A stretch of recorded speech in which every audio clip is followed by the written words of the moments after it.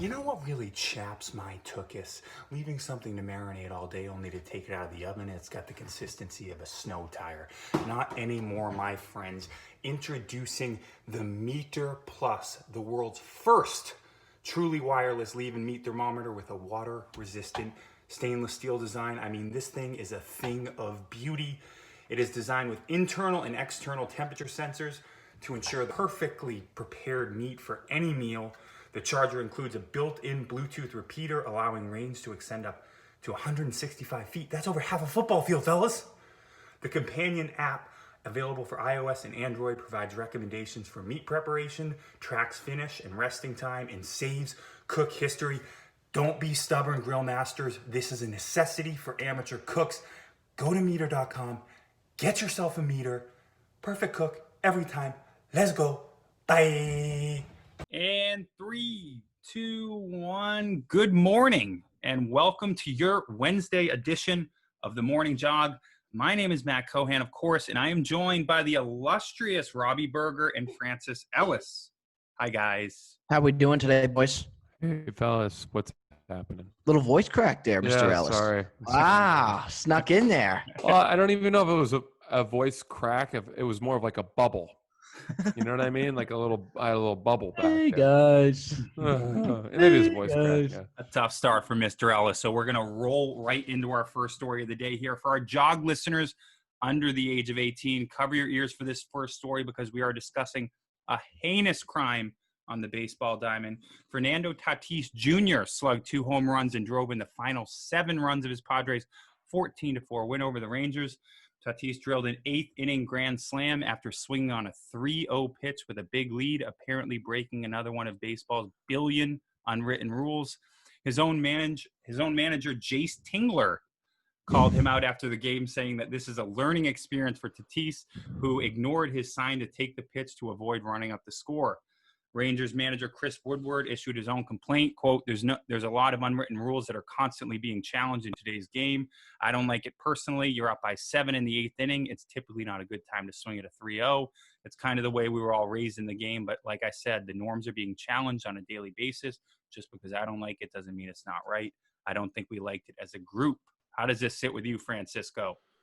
Well, everybody's saying that the unwritten rules are bullshit. And I think some are, and I think some aren't. I think that baseball needs to institute some kind of mercy rule, if for no other reason than to avoid boredom. These games, you're up 14-0 in the 8th inning.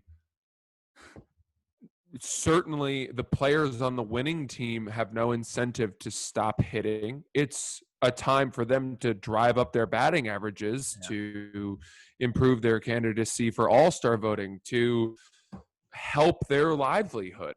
Yeah. That is when NBA bench players come in during a blowout, the bench players don't not try to score.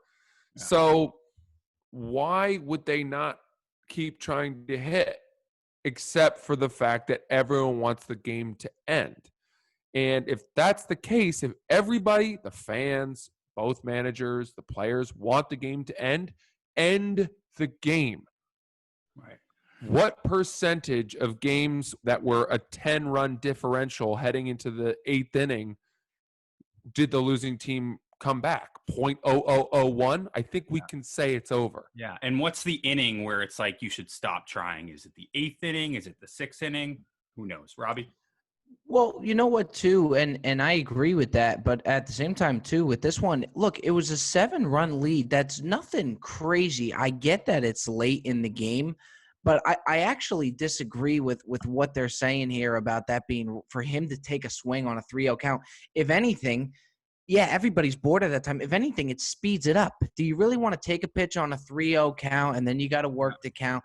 If anything, Tatis swinging speeds the game up, which is clearly what we all want at that point. What amazes me about the whole thing is apparently he was given a sign not to swing.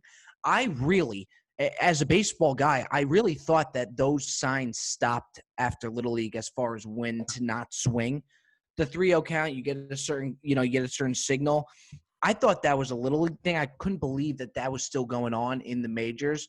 But look, it's a 7-run lead. It wasn't a 12, 13, 14-run lead. So I actually disagree with the complaints here. I really do. Right. And the Padres should be the last team worried about running up the score. This guy Tingler, because a few seasons ago they blew a 12-2 lead to the Mariners, which was the largest lead piss away in over a decade for any team. So Yeah. you play to win the fucking game. Seven runs is a lot. Don't get me wrong, but that's nothing crazy. I mean, it's definitely manageable. Right. All right, fellas, while we're on the topic of bad sportsmanship, the city of Wuhan decided to flex on the entire world by celebrating its regional eradication of the coronavirus in the form of a giant EDM party at Wuhan's Maya Beach water park with thousands of shirtless Wuhaners. A term I just made up, but it sounds right. Wuhan has gradually returned to normal since the metropolis of 11 million people in Hubei province lifted a stringent 76-day lockout in early April. The city hasn't reported any new cases since mid-May. Do the people of Wuhan deserve this celebration, Roberto? Well, I mean, I think we can all agree. Hold on. I think we have somebody coming in my place here. Folks, this is the first time here on the morning jog. Hello? Might catch a murder on the morning jog here. That would increase our viewership. I'm not so sure this is over, by the way, and we will get into the people with Wuhan. I'm going to keep rolling with this. I think we can all agree, and I think we talked about it pre-show, that every one of us said that looked like a really good time. Like a really good time. Yeah. We'll see what happens with the numbers, and it really makes me think that you think about America, when our numbers go down, the rager that we're going to throw, if Wuhan threw this type of rager, could you imagine what we're going to throw in the States here? Looked like a lot of fun. Let's hope there's no numbers that go up from there, but my goodness, that really looked enjoyable. I wish that I agreed with Robbie, but I don't see us having the luxury of throwing a party like that in the United States someday, because unfortunately Wuhan was able to do this because they went 76 days without a reported case. And in America, you'll have certain states that will go that long without a reported case, but then the neighboring states won't. And it just keeps leaking, and there's no firm stop and no unified front. And it's embarrassing, if I'm honest, because 5 months ago, Wuhan was something we said as those guys are the bad guys. Look what they did. It all started there, yada, yada. And now they're celebrating at pool parties while we're still sitting inside, getting wedding cancellations. And it's like they're laughing at us now. Yeah. It is embarrassing. It's embarrassing. True. It is embarrassing. Even these other countries that really limited it and really got it to stop. And for us, it's like there's no end in sight, really. The measures, really not. The measures they took, listen to this. So all flights, trains, and buses were canceled, and highway entrances were blocked. Public transit in the city was shut down, and residents were banned from leaving their communities, even for grocery shopping. After 6 cases were reported in May, the city rolled out strict testing measures that saw more than 6.5 million tests conducted in just 9 days. I mean, that would never work in the United States because we're just too young and reckless over here. But I mean, proof of concept is there, fellas. It makes you wonder if other countries are kind of looking at us too and not laughing at us, but you know what I mean? Yeah. Back to the point of it just kind of being embarrassing. It's like this is we definitely are. Right now. Yeah, they definitely are. There are travel bans coming from America. Yeah. US has 100, I think I looked it up today, 173,000 deaths. That's like 65,000 more than second place Brazil. It's like it's wild, man. All right, fellas. Speaking of potentially lethal waters there in Wuhan, LeBron James described how he saved his friend's Carmelo Anthony from drowning in the Bahamas years back. As LeBron and Carmelo get to face each other in this year's NBA playoffs, James reflected on the incident, quote, "I just knew he was not back in the boat with the rest of us, so I went out looking for him, and through the grace of God and through strength and not being afraid of the water, I was able to help him back in the boat. It was the only thing that was on my mind at that point in time was getting my brother back on the boat."